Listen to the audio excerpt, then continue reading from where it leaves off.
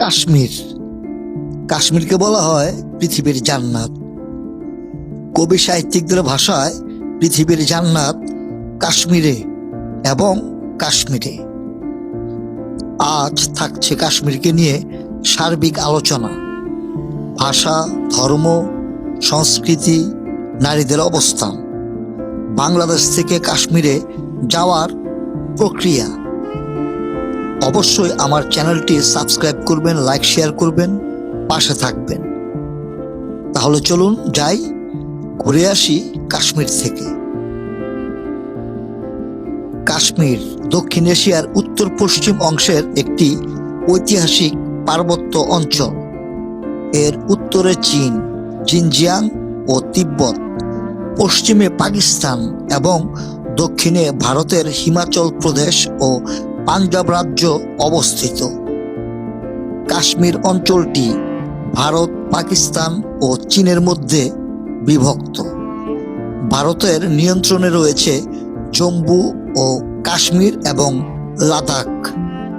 পাকিস্তানের নিয়ন্ত্রণে আজাদ কাশ্মীর ও গিলগিত বালতিস্তান এবং চীনের নিয়ন্ত্রণে আকসাই চীন ও কারাকোরাম ট্র্যাক।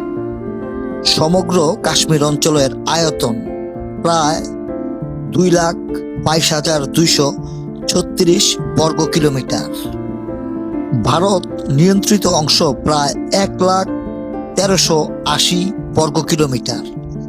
পাকিস্তান নিয়ন্ত্রিত অংশ প্রায় 85,793 বর্গ কিলোমিটার।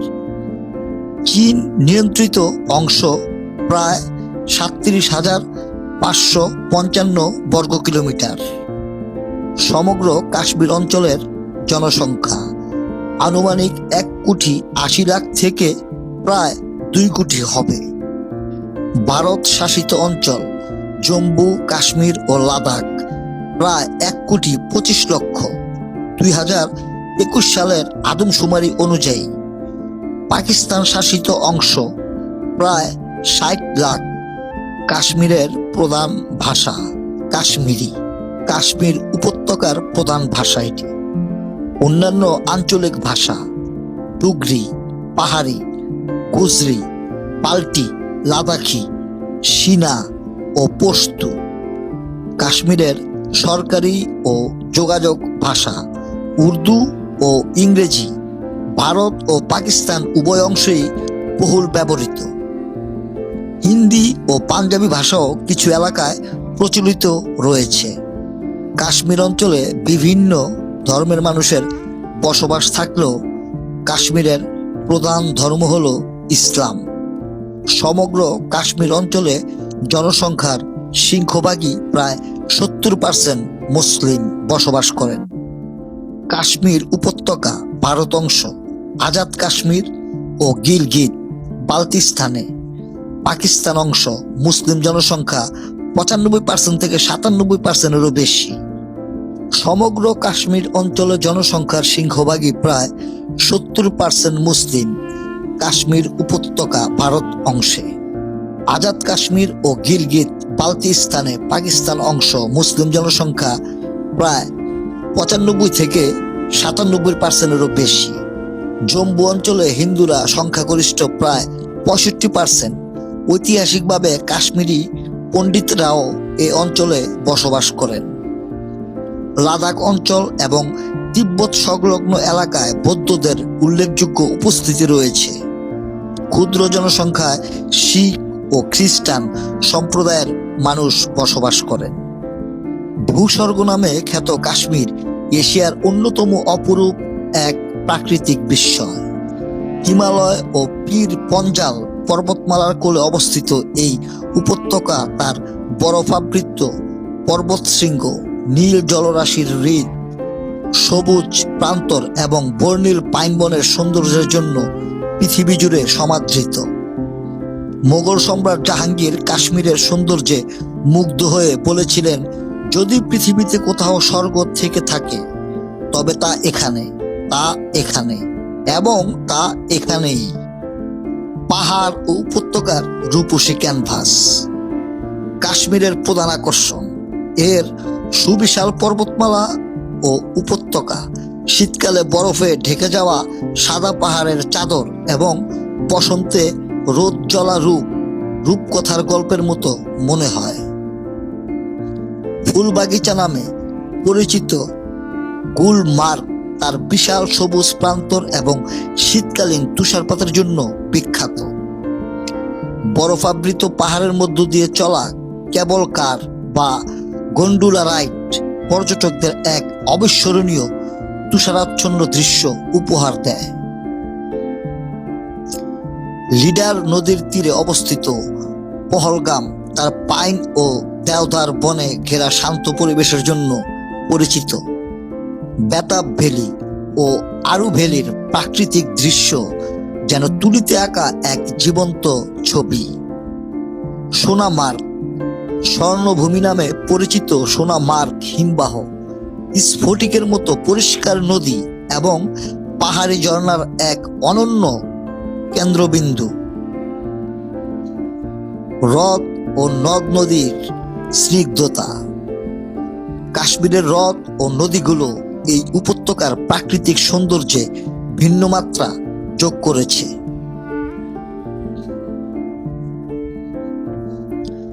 শ্রীনগরের ডাল হ্রদ কাশ্মীরের প্রাণকেন্দ্র। হ্রদের বুকে ভাসমান শিকারা, ঐতিহ্যবাহী কাঠের নৌকা এবং হাউসবোট কাশ্মীরের নিজস্ব ঐতিহ্যের প্রতীক। ডাল হ্রদে ভাসমান ফুলের বাজার এবং রঙিন শিকারার বিচরণ এক অপরূপ দৃশ্য তৈরি করে। প্যাংগং ও উলার হ্রদ, এশিয়ার অন্যতম বৃহৎ স্বাদুপানির হ্রদ উলার এবং লাদাখ সীমান্তে অবস্থিত গিরিখাত ঘেরা নীল পানির প্যাংগং হ্রদ কাশ্মীরের প্রাকৃতিক বৈচিত্র্যের চমৎকার নিদর্শন। জেলুম ও লিডার নদী, উপত্যকার বুক চিরে বয়ে যাওয়া পাহাড়ি নদীগুলোর কলতান ও স্ফটিক স্বচ্ছ পানি পুরো পরিবেশকে জীবন্ত করে রাখে।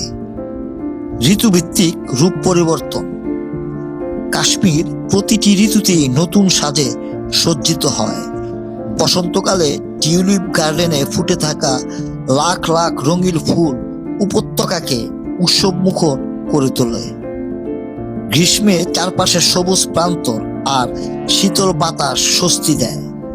শরতে চিনার গাছের পাতাগুলো যখন লাল ও সোনালী রঙে বদলে যায়, তখন পুরো কাশ্মীর এক আগুনের মতো উষ্ণ ও রোমান্টিক রূপ ধারণ করে। আর শীতকালে পুরো অঞ্চল ঢেকে যায় সাদা বরফের শুভ্রতায়। কাশ্মীরের প্রাকৃতিক সৌন্দর্য কেবল চোখে দেখার বিষয় নয়, তা অনুভূতির বিষয়। বরফ জড়া শান্ত পাহাড়ি পরিবেশ, চিনার গাছের ছায়া, শান্ত হ্রদের বুকে শিকারারা ভেসে চলা আর পাইন বনের সুবাস মিলেই তৈরি হয় এই পৃথিবীর ভূস্বর্গ কাশ্মীর। প্রকৃতি যেখানে নিজের হাতে রূপ ঢেলে দিয়েছে, সেখানকার মানুষের গঠনে ও সৌন্দর্যে তার ছাপ পড়া স্বাভাবিক। হিমালয়ের কোলে লালিত কাশ্মীরি নারীদের রূপ বহুকাল ধরে কবি, চিত্রশিল্পী ও ভ্রমণকারীদের মুগ্ধ করেছে। তবে তাদের এই সৌন্দর্য কেবল নিখুঁত অবয়ব বা বাহিক রূপের মাঝে সীমাবদ্ধ নয়, বরং তা পাহাড়ি জলবায়ু, নিজস্ব সংস্কৃতি, পোশাক এবং শাশ্বত জীবনযাত্রার এক চমৎকার সংমিশ্রণ। প্রাকৃতিক রূপের স্নিগ্ধতা, কাশ্মীরের নারীদের বাহিক গঠনে এক ধরনের স্বভাবজাত স্নিগ্ধতা রয়েছে।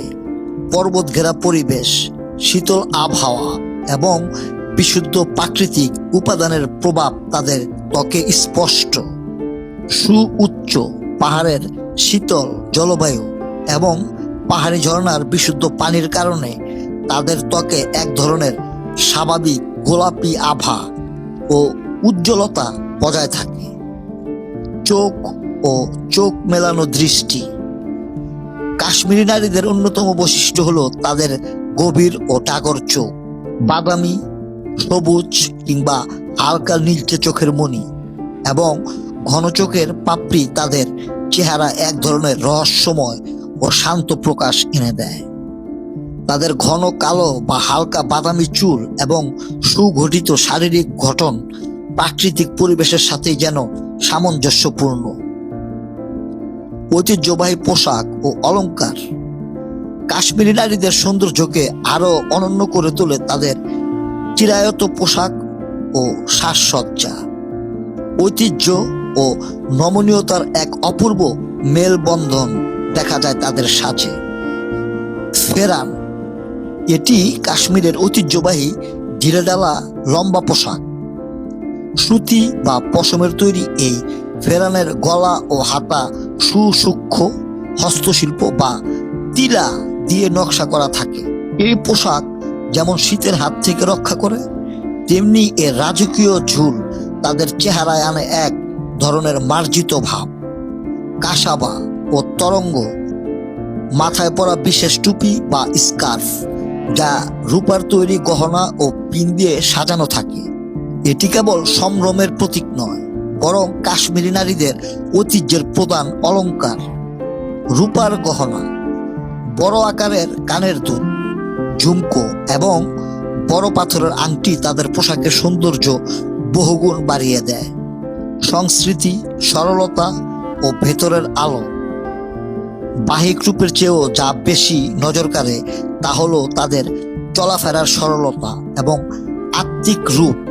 পার্বত্য জীবনের কঠোর বাস্তবতা সত্ত্বেও তাদের হাসিতে এক ধরনের অমায়িক ও উষ্ণ আতিথেয়তা খুঁজে পাওয়া যায়। ঘরকন্যা সামলানো, হাতে বোনা ঐতিহ্যবাহী চাদর বা গালিচায় সূক্ষ্ম কারুকাজ করা কিংবা জাফরান ও আপেল বাগানে কাজ করার মাঝেই ফুটে ওঠে তাদের শ্রম ও সহনশীলতার সৌন্দর্য। সব মিলিয়ে কাশ্মীরি নারীদের রূপ কেবল চোখে দেখার বিষয় নয়, তা চিনার গাছের ছায়া গড়ে ওঠা এক রূপকথার মতো, যা শোরগোলহীন, শান্ত এবং নিজস্ব সংস্কৃতিতে অনবদ্য। কাশ্মীরি সমাজে বিয়ে কেবল দুটি মানুষের মিলন নয়, বরং দুটি পরিবার ও সংস্কৃতির একটি গভীর সামাজিক মেলবন্ধন। মুসলিম সংখ্যাগরিষ্ঠ অঞ্চল হওয়ায় এখানকার বিয়ে রীতিতে ধর্মীয় অনুশাসনের সাথে স্থানীয় কাশ্মীরি ঐতিহ্য, দীর্ঘ আনুষ্ঠানিকতা এবং সামাজিক রীতিনীতির এক অপূর্ব সমন্বয় দেখা যায়। বিয়ে নিবন্ধনের আনুষ্ঠানিকতা ও যৌতুক প্রথা কাশ্মীরে বিয়েকে কেন্দ্র করে কিছু নির্দিষ্ট পারিবারিক ও সামাজিক নিয়ম পালিত হয়। ম্যাচ মেকিং বা মঞ্জি মোর ঐতিহ্যগতভাবে কাশ্মীরে ঘটকদের মঞ্জি মোর বলা হয়, তবে বর্তমানে পরিবার ও পাত্রপাত্রীর পছন্দকেই বেশি প্রাধান্য দেওয়া হয়। সম্পর্ক পাকা হওয়ার পর হাপ্পা বা নিশান অনুষ্ঠানের মাধ্যমে আংটি বদল এবং উপহার আদান প্রদান করা হয়। যৌতুকহীন সংস্কৃতি কাশ্মীরি মুসলিম সমাজে প্রথাগত যৌতুক ব্যবস্থার কঠোর বিরোধিতা করা হয়।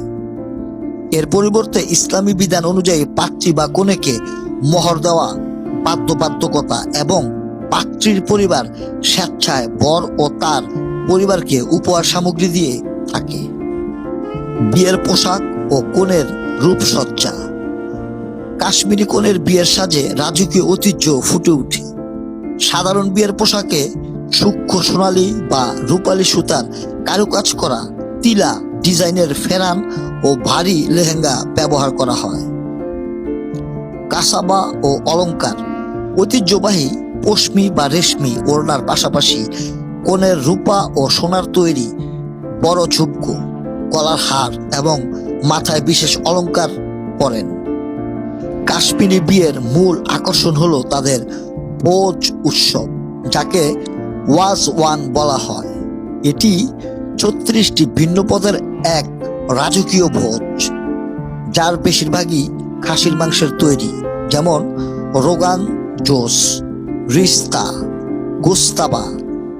বিশেষ বাবুর্চি বা ওয়াজারা দিনব্যাপী এই খাবার তৈরি করেন। বড় তামার পাত্রে চামি 4 জন করে অতিথি একসঙ্গে বসে অত্যন্ত সৌহার্দ্যপূর্ণ পরিবেশে এই খাবার গ্রহণ করেন। সামাজিক বাস্তবতা ও বর্তমান পরিবর্তন সাম্প্রতিক সময়ে কাশ্মীরে বিয়ের সংস্কৃতিতে কিছু উল্লেখযোগ্য পরিবর্তন চ্যালেঞ্জ দেখা দিয়েছে। দেরিতে বিয়ে, অর্থনৈতিক অনিশ্চয়তা, উচ্চশিক্ষা, কেরিয়ার গঠন এবং বিয়ের উচ্চ খরচের কারণে বর্তমানে কাশ্মীরে পাত্রপাত্রীদের বিয়ের গড় বয়স বৃদ্ধি পেয়েছে। অতিরিক্ত অপচয় ও অহেতুক আনুষ্ঠানিকতা কমাতে স্থানীয় সামাজিক সংগঠন ও ধর্মীয় নেতারা বর্তমানে সাদামাটা বিয়ে বা কম খরচে বিয়ে রীতি উৎসাহিত করছেন। কাশ্মীরি নারীদের বিয়েতে আনন্দ উৎসব, পরিবারের আন্তরিকতা এবং শত বছরের প্রাচীন ঐতিহ্যের এক চমৎকার ধারাবাহিকতা বজায় থাকে। কাশ্মীরের ইতিহাস হাজার বছরের প্রাচীন ও ঘটনাবহুল। প্রাচীন হিন্দু, বৌদ্ধ রাজবংশ থেকে শুরু করে মুসলিম সুফি সাধক, মুঘল সম্রাট, আফগান ও শিখ শাসক এবং সবশেষে ব্রিটিশ আমলে ডোগরা রাজাদের শাসনের মধ্য দিয়ে এই অঞ্চলের ইতিহাস গড়ে উঠেছে। কাশ্মীরের প্রাচীন ইতিহাস সম্পর্কে সবচেয়ে নির্ভরযোগ্য উৎস হল কালহন রচিত বিখ্যাত গ্রন্থ রাজত্ব রঙ্গিনী। পৌরাণিক কাহিনী মতে প্রাচীনকালে কাশ্মীর একটি বিশাল হ্রদ ছিল, যা সতীশ্বর নামে পরিচিত ছিল।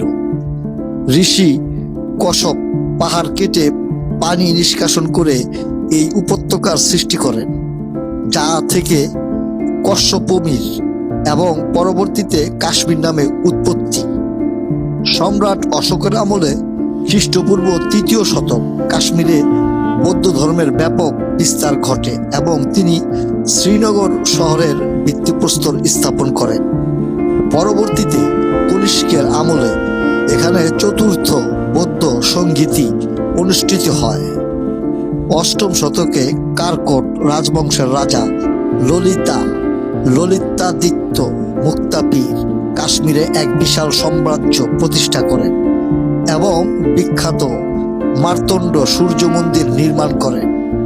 ১৪০০ শতকে সুফি সাধক বুলবুল শাহ এবং মীর সৈয়দ আলী হামদানির শাহ-ই-হামদান মাধ্যমে কাশ্মীরে ইসলাম দ্রুত ছড়িয়ে পড়ে।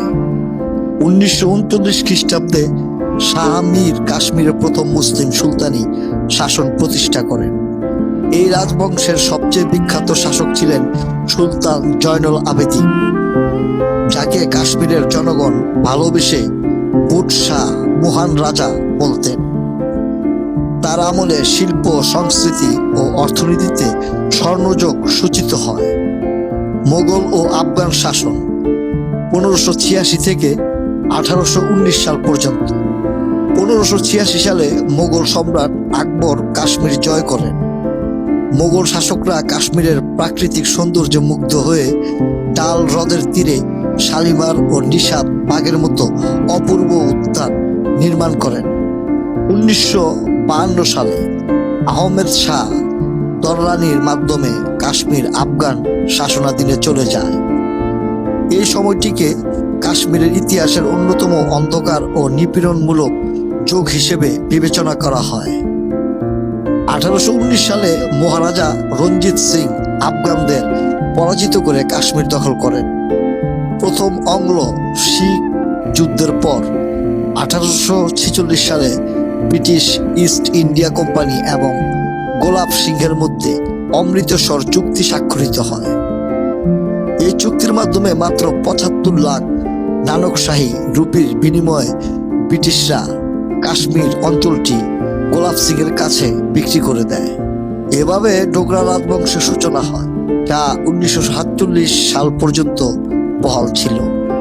১৯৪৭ সালে ভারত ও পাকিস্তান স্বাধীন হওয়ার সময় কাশ্মীরের তৎকালীন ডোগরা রাজা হরি সিং স্বাধীন থাকার সিদ্ধান্ত নেন। তবে অক্টোবর ১৯৪৭-এ পাকিস্তান সমর্থিত উপজাতীয় গোষ্ঠীগুলোর আকস্মিক আক্রমণের মুখে রাজা হরি সিং ভারতের সাথে অ্যাংসেশন দলিল এ স্বাক্ষর করে ভারতের সামরিক সাহায্য চান। এর ফলে ১৯৪৭-৪৮ সালে প্রথম ভারত পাকিস্তান যুদ্ধ সংঘটিত হয়। জাতিসংঘ মধ্যস্থতা করে যুদ্ধবিরতি ঘটায় এবং একটি নিয়ন্ত্রণ রেখা নির্ধারণ করে। এর ফলে কাশ্মীর দুই ভাগে বিভক্ত হয়ে পড়ে, একটি অংশ ভারতের অধীনে এবং অপরটি পাকিস্তানের অধীনে চলে যায়। সাম্প্রতিক ইতিহাস 1950 সাল থেকে বর্তমান। ভারতীয় সংবিধানে অনুচ্ছেদ 370-এর মাধ্যমে জম্মু ও কাশ্মীরকে বিশেষ স্বায়ত্তশাসিত মর্যাদা দেওয়া হয়েছিল। কাশ্মীর কেন্দ্র করে ভারত ও পাকিস্তানের মধ্যে পরবর্তীতে 1965 ও 1999 সালে আরও দুটি যুদ্ধ হয়। এছাড়া চীনের সাথে 1962 সালের যুদ্ধের পর কাশ্মীরের কিছু অংশ আকসাই চীনের নিয়ন্ত্রণে চলে যায়। 2019 সালের 5 আগস্ট ভারত সরকার সংবিধানের অনুচ্ছেদ 370 বাতিল করে জম্মু ও কাশ্মীরের বিশেষ মর্যাদা তুলে নেয় এবং অঞ্চলটিকে দুটি পৃথক কেন্দ্রশাসিত অঞ্চলে বিভক্ত করে।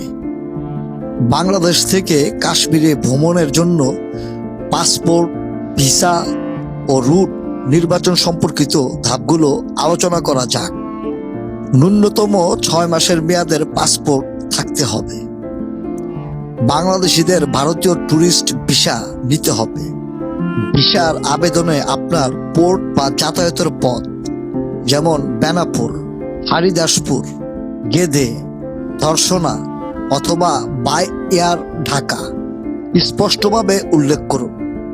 পূর্বে কাশ্মীর বা লাদাখ ভ্রমণের জন্য আলাদা স্পেশাল পারমিট লাগলেও বর্তমানে সাধারণ ভারতীয় ভিসা দিয়েই শ্রীনগর ও কাশ্মীর উপত্যকা ভ্রমণ করা যায়।